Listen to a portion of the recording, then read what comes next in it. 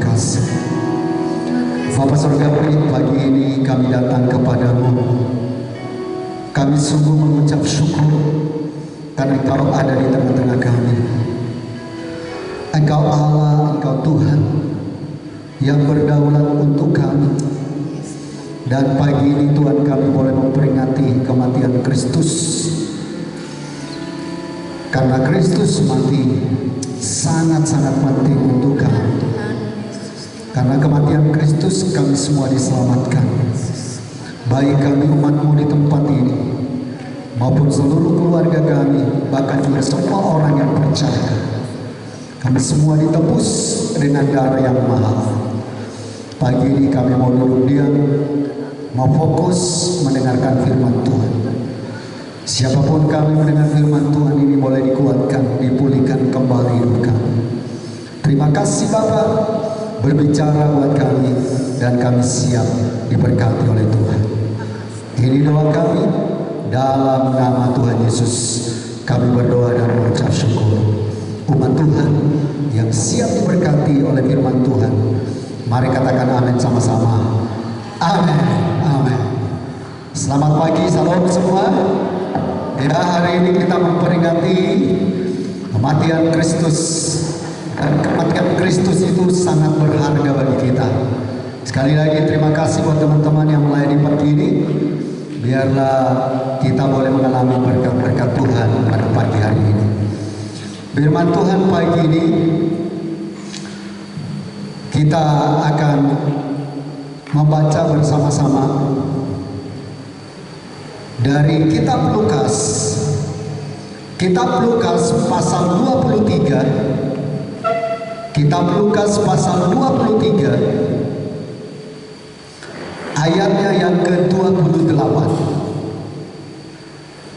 Kitab Injil Lukas pasal 23 ayatnya yang ke-28 kita akan baca bersama-sama. Slide-nya ada. Lukas 23 ayat 28 kita baca sama-sama. 1-3. Yesus berpaling kepada mereka dan berkata, "Hai putri-putri Yerusalem, janganlah kamu menangisi aku, melainkan tangisilah dirimu sendiri dan anak-anakmu." Kalau kita lihat slide kita hari ini, judulnya mungkin Aca harus bantu karena ada Juan masih belajar. Judul khotbah kita pada pagi hari ini yaitu tangisilah dirimu sendiri. Ada amin? Ya, judulnya tangisilah dirimu sendiri. Di ayat 28 dari Lukas 23, Yesus berpaling kepada mereka dan berkata, "Hai putri-putri Yerusalem, janganlah kamu menangisi aku, melainkan tangisilah dirimu sendiri dan anak-anakmu." Ini penting. Kenapa? Kalau kita misalnya kehilangan orang yang kita kasih, seringkali kita ini kesedihannya tinggi sekali. Khususnya yang wanita kalau bersedih itu lama. Dan saya selalu punya prinsip seperti ini. Kalau orang atau keluarga kita yang sudah meninggal di dalam Tuhan, itu justru saya senang. Tidak perlu saya bersedih berlarut-larut. Kenapa? Karena di dunia ini kita semua sementara. Nah, karena itu penting kata-kata dari Tuhan hari ini yang menjadi perenungan di ibadah Jumat Agung ini. Dikatakan Yesus berpaling kepada mereka dan berkata, "Hai putri-putri Yerusalem, jangan kamu menangisi aku, melainkan tangisilah dirimu sendiri." Ada dua hal yang kita mau pelajari. Mengapa Tuhan melarang wanita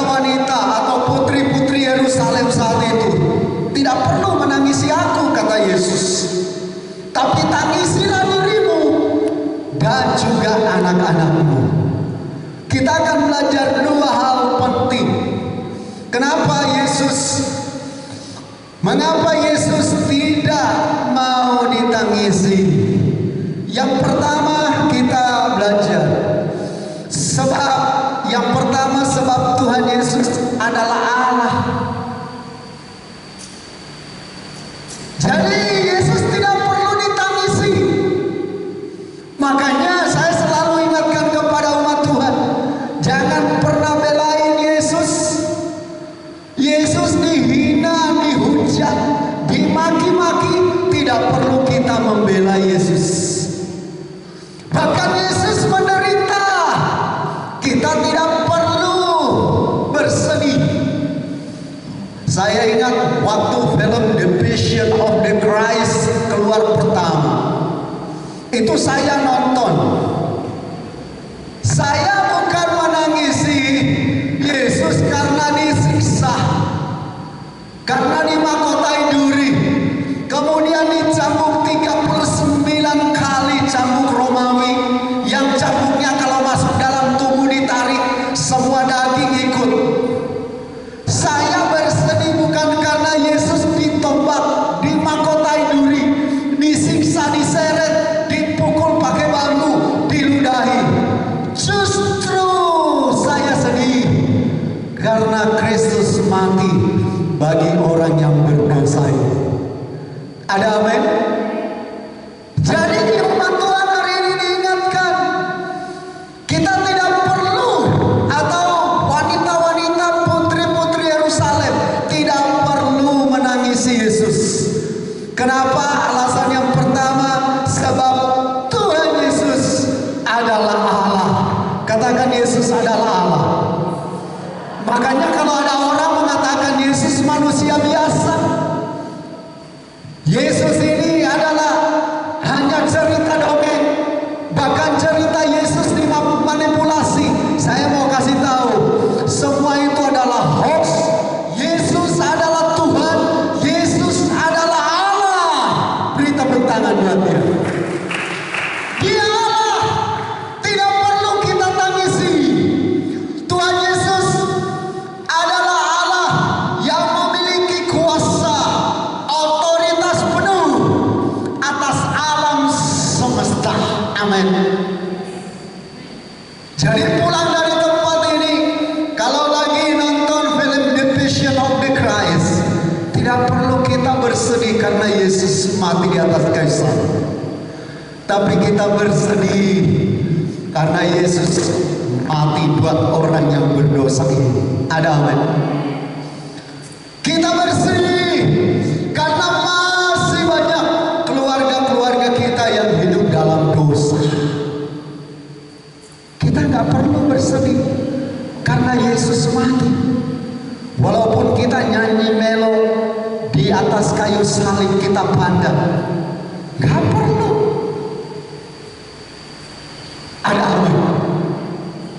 Nggak perlu kita bersedih karena Yesus itu Tuhan, dan Yesus datang ke dunia karena Yesus punya rencana yang mulia bagi umat manusia. Amin.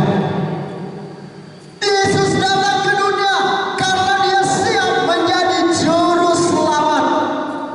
Makanya di Indonesia, bahkan di seluruh dunia, ada yang namanya ajaran-ajaran palsu. Ajaran palsu, agama-agama palsu yang mengajarkan bahwa Yesus itu bukan juru selamat. Saya memberitahukan kepada jemaat di gereja Sungai Yordan dan juga seluruh orang percaya bahwa Yesus Tuhan, Dia adalah juru selamat umat manusia, dan termasuk kita. Beri tepuk tangan bagi Dia. Jadi Yesus adalah juru selamat. Juru selamat. Dia bukan datang hanya untuk melihat-lihat umat manusia, bukan. Dia menjadi juru selamat. Bangga loh kita. Kita orang berdosa. Kalau kita hitung-hitung sejak kita lahir, terus Terus kita mulai anak sekolah minggu, nggak pernah diajarin sama papa mama mukul teman, tahu-taunya mukul, betul lah, garuk. Nggak pernah orang tua kita ngajarin maki-maki orang. Waktu kita di SD kalau ribut berantem maki-maki orang kan. Nah itu semua pengaruh kutuk dosa. Tapi Tuhan Yesus datang sebagai juru selamat. Ini yang harus kita hargai. Kita tidak boleh bersedih. Kita tidak boleh, aduh aku sedih karena Yesus ini mati di atas kayu salib. Gak perlu Bapak Ibu. Kalau cuma aku kita enjoy aja. Amin. Bila perlu kita bersorak-sorak. Amin. Kok gak ada amin? Ada amin? Cuma takut, bukan cuma oh kita ini pokoknya dalam keadaan sedih. Gak perlu. Yang kita sedihkan adalah diri kita yang susah tobatnya. Betul lah? Yang susah berubahnya, yang susah melepaskan pengampunan. Kesalahan orang lain dibawa terus, makan dibawa, tidur dibawa, semua kemana-mana kita bawa. Kita bersedih karena diri kita gak berubah-berubah. Gak perlu bersedih karena Kristus mati di atas kayu salib. Memang sudah misi dia, sudah visinya Tuhan Yesus untuk dia mati di atas kayu salib. Untuk siapa? Untuk Bapak Ibu, saudara-saudari, dan untuk saya. Jadi kita perlu berbangga. Amin. Jadi pulang dari tempat ini, Bapak Ibu gak usah pulang dengan sedih ya. Enjoy aja. Kita bersedih kalau hidup kita ini gak berubah-berubah. Kata-kata kita gak berubah-berubah. Cara berpikir kita gak berubah-berubah. Kita perlu bersedih. Kenapa saya gak berubah-berubah? Kalau Yesus mati di atas kayu salib itu visinya dia, misinya dia untuk keselamatan kita. Jadi pulang dari tempat ini gak usah sedih ya. Ada men? Gak usah tangis Yesus ya. Atau semalaman udah tangis Yesus. Oh, nangis terus semalaman karena Yesus mati ya. Wanita-wanita Yerusalem, putri-putri Yerusalem nangis melihat Yesus disiksa. Oh, tapi Yesus bilang apa? Gak perlu kamu nangisin aku. Ini kata-kata yang luar biasa. Coba ada pemimpin yang kita sayang dimasukkan penjara, nangis gak? Kalau pemimpin yang kita benci masuk penjara, ketawa gak? Ketawa, rasain, nah ya kan? Tapi kalau yang kita kasih masuk penjara, nangis. Nah, tapi wanita-wanita Yerusalem, putri-putri Yerusalem memang normal. Manusia itu kalau namanya mengasihi, cinta dengan orang-orang yang kita kasihi, kalau kehilangan pun pasti nangis. Tapi ingat, kita hari ini pulang dengan tidak apa? Tidak perlu menangisi Yesus. Ada apa? Tuhan Yesus itu memiliki misi untuk menyelamatkan umat manusia. Tuhan Yesus itu memiliki tujuan agar hidup umat manusia menjadi lebih baik, lebih baik, lebih baik, dan lebih baik. Amin. Itu tujuannya. Jadi gak usah ditangisi Yesus, karena tujuannya dia ingin setiap umat Tuhan di tempat ini hidupnya diangkat oleh Tuhan, dipulihkan, dipertobatkan oleh Tuhan, dan kita menjadi lebih baik, lebih baik. Tahun 2021 lebih baik dari 2020. Yang merasa lebih baik lagi hidupnya, kok gak mau ngangkat tangan? Meragukannya. Bagaimana mau lebih baik, Pendeta Kaleb? Orang corona harusnya lebih baik.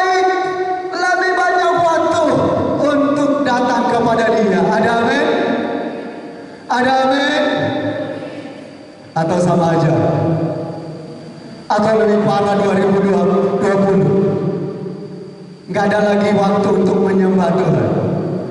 Harusnya lebih bagus. 2021 harusnya hidup kita lebih bagus, lebih ceria. Amin. Coba tengok dulu samping kiri kanan, wajahnya ceria enggak? Atau lagi mikirin dolar turun atau dolar naik? Lebih ceria enggak? Atau lebih susah? Orang-orang selalu berpikir, hari-hari ini kok tambah susah ya? Kalau saya nggak mau ngomong itu. Kalau saya selalu punya ekspektasi bahwa kian hari kian baik. Alkitab berkata, rancanganku adalah rancangan damai sejahtera. Rancanganku adalah rancangan bukan kecelakaan, tapi rancangan untuk kebaikan. Ada amin? Jadi tahun 2021 ini harusnya lebih baik, lebih enjoy. Gaji dipotong 50%, lebih senang.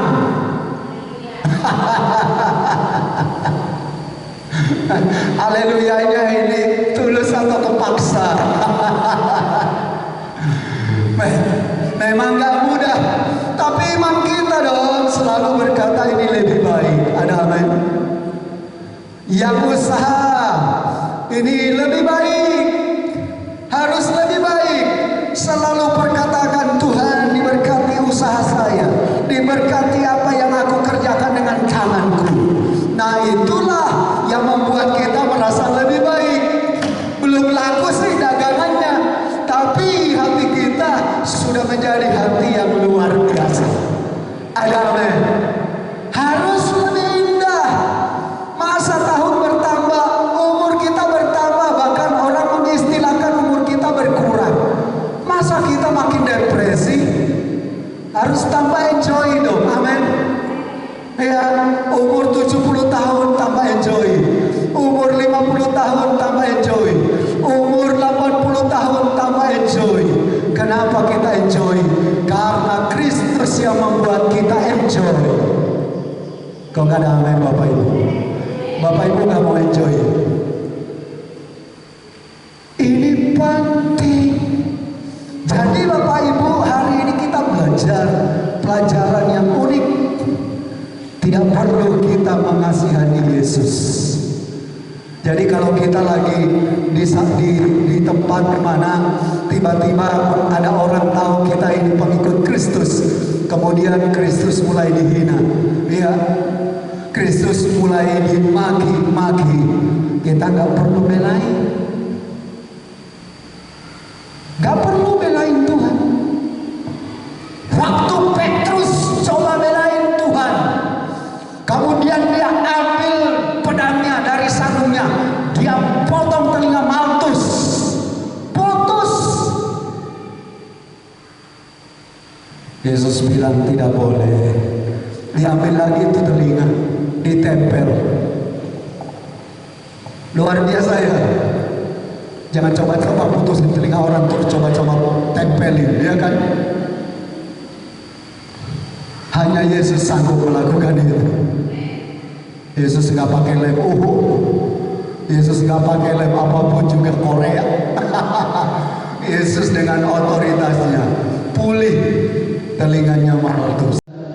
Anak-anakmu ini bisa menggambarkan anak-anak rohani kita juga. Dari sisi rohaninya ada banyak orang-orang percaya hari-hari ini malas sekali menyentuh Alkitab.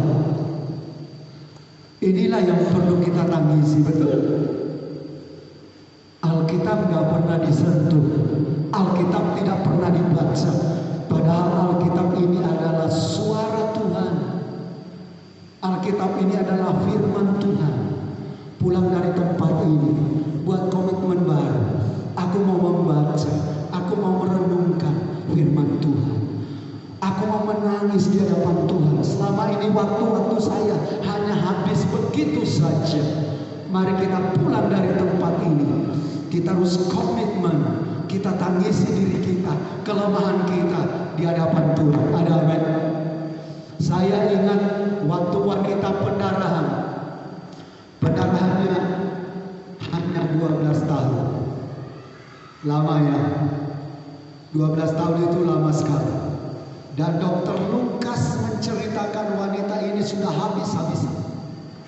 Mungkin kalau saya pikirkan, ini wanita ini dari punya ekonomi yang baik sampai dia habis-habisan karena dia pergi ke tabib sana, ke tabib sana, ke tabib sana. Dia menghabiskan banyak keuangannya untuk pengobatan. Sampai saya yakin mungkin dia juga pernah ke tabib Lukas. Zaman dulu kalau dokter dibilang tabib, bukan habib, tabib. Ya. Jadi Lukas menceritakan ini wanita 12 tahun pendarahan. Bahkan tubuhnya sudah habis. Jadi tinggal tulang bungkus kulit. Mungkin jalannya aja udah sempoyongan. 12 tahun loh pendarahan. Dulu sempat melayani seorang wanita 2 bulan pendarahan aja. Itu ibunya udah nangis-nangis terus. Baru 2 bulan. Makanya saya kasih tahu, ibu baru 2 bulan. Matius pasal yang ke-20 atau Matius 9, saya agak lupa, itu bicara tentang wanita pendarahan 12 tahun. Jadi ibu belum ada apa-apanya. Nah, hari ini taruh iman ibu kepada Yesus, maka Yesus sembuhkan dan mengucap syukur. Akhirnya Tuhan pulihkan. Ini penting. Jadi inilah yang harus kita tangisi. Ada banyak orang-orang menamakan dirinya, KTP-nya itu Kristen, tapi masih banyak orang ke dukun-dukun. Masih banyak orang ke paranormal. Masih banyak orang cari pengobatan alternatif. Ini penting. Inilah yang harus kita tangisi. Bagaimana kalau kita lihat keluarga-keluarga kita? Mungkin ada keluarga kita di kampung. Mereka masih suka mabuk-mabukan. Mereka masih hidup bebas. Mereka masih jauh dari Tuhan. Ada juga yang meninggalkan Yesus mungkin. Ini yang harus kita tangisi. Tiap hari kita tangisi supaya mereka kembali kepada Tuhan. Ada amin. Mulai dari diri kita, anak-anak kita, keluarga kita tangisi di hadapan Tuhan. Agar kita menangisi Yesus. Sama Yesus kita hanya datang mengucap syukur. Tuhan Yesus, terima kasih buat anugerah-Mu, Engkau menyelamatkan aku yang berdosa. Engkau menyelamatkan aku sebelum aku belum bertobat. Aku tidak meninggal. Kalau saya meninggal belum bertobat, saya di neraka, Tuhan. Dan saya mengucap syukur sudah mengenal Tuhan, sudah mengundang Tuhan. Dan hari ini apapun yang terjadi, kalau Tuhan pun mau panggil, aku sudah siap karena aku sudah ditebus oleh darah yang mahal. Ada amin. Beri tepuk tangan buat Yesus yang luar biasa. Dia memberi yang terbaik. Terlalu besar kasih-Mu Bapa, pengorbanan yang Kau berikan bagiku. Terlalu mahal darah-Mu Yesus tercurah untuk menebus hidupku. Amin. Kita perlu menangisi diri kita yang selalu gagal dan gagal. Tidak bisa hidup jujur, tidak bisa hidup benar. Itu yang perlu kita tangisi. Sehingga pulang dari tempat ini, kita mulai belajar hidup jujur. Kita mulai belajar hidup benar. Kita mulai belajar hidup berpadanan dengan firman Kita mulai lepas dari roh kesombongan. Kita mulai lepas dari keangkuhan, dari ketidaktaataan. Ya, sekarang banyak orang angkuh, gak bisa dinasihati, gak bisa diarahkan. Dia merasa hebat sendiri, dia merasa bisa, dia merasa hebat, bahkan lebih hebat dari hamba-hamba Tuhan. Tapi di tempat ini gak ada. Di tempat ini semua siap dinasihati. Untuk apa? Untuk kemuliaan Tuhan. Ada amin. Ini penting. Ini luar biasa. Kita harus bergumul untuk anak-anak kita. Anak-anak kita ada di zaman gadget, ya. Kalau kita mau jujur, anak-anak kita disuruh baca Alkitab sama disuruh main handphone, dia mau pilih yang mana?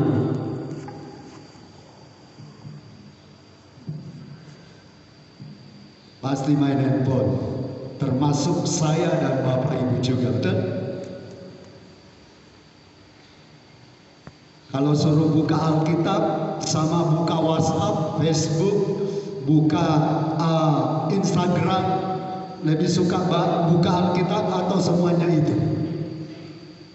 Kalau mau jujur, ya seringkali Alkitab adalah jadi nomor 2. Pulang dari tempat ini, jadikan Alkitab number 1. Ada amin? Nomor 1. Alkitab nomor berapa? Alkitab dalam hidup kita jadi nomor berapa? Bahkan di atas nomor 1, terutama. Ada amin? Makanya saya bangga sama Opah. Sampai hari ini Opah tekun kirimkan renungan firman Tuhan. Saya pikir ini teladan yang terbaik yang Opah wariskan kepada gereja Tuhan di tempat ini, kepada jemaat, dan juga kepada generasi dari Opah sendiri, anak, mantu, dan cucu. Jadi kalau cucu-cucunya nggak ikut Opah, itu keterlaluan. Untuk baca merenungkan firman Tuhan ini penting, karena ini adalah kompas hidup kita. Bapak Ibu, kalau dari Tanjung Priok kita naik kapal pesiar, kita menuju Australia. Kalau nggak ada kompas, nggak ketemu Australianya. Perlu kompas. Kalau kita mau ke surga, nggak ada kompasnya, bagaimana caranya bisa sampai ke surga? Kompasnya adalah firman Tuhan. Yohanes 3:16 dikatakan, karena begitu besar kasih Allah akan dunia ini, sehingga Ia mengaruniakan anak yang tunggal, supaya setiap orang yang percaya, setiap people, setiap manusia yang believe, percaya, mereka diselamatkan. Nah, ini kompas. Mau cari buku mana? Mengajarkan Yohanes 3:16. Coba cari buku yang mana? Tidak ada. Hanya Alkitab yang mengajarkan itu. Kecuali hamba-hamba Tuhan yang lain catat buku, ambil ayat itu, nah baru kita bisa dapatkan juga. Tapi ini adalah kompas. Jadi kita memperingati ibadah Jumat Agung hari ini. Kita akan pulang dengan komitmen yang baru. Kita mau baca dan mau merenungkan firman Tuhan siang dan malam. Amin. Ada amin. Ini bukan untuk memberatkan Bapak Ibu. Justru di sini kunci berkatnya. Sehingga apa yang kita kerjakan dibuat oleh Tuhan berhasil. Jadi pulang dari tempat ini, 2 hal ini yang perlu kita ingat. Tangisilah dirimu sendiri. Jangan tangisi Tuhan Yesus. Tapi naikkanlah syukur kepada Tuhan Yesus yang rela mati bagi saya, bagi Bapak Ibu, dan bagi banyak orang. Ya, sekali lagi pulang dari tempat ini tidak perlu berduka, tapi pulang dengan enjoy, dan punya hati yang baru untuk membaca merenungkan firman Tuhan. Makanya setiap yang menikah selalu dibekali dengan firman Tuhan Alkitab. Tujuannya disuruh membaca. Jadi kalau Alkitab yang sudah diberikan dari gereja, dari hamba Tuhan, itu tujuannya disuruh membaca dan merenungkan. Karena itu Bapak Ibu dikasih Tuhan, pulang dari tempat ini dengan roh yang baru. Yang pertama, kita tidak perlu menangisi Yesus, karena Yesus adalah Allah sendiri. Yang kedua, kita tidak perlu menangisi Yesus, tetapi kita harus menangisi diri kita, anak-anak kita, dan keluarga-keluarga kita, supaya tujuannya semua mereka diselamatkan.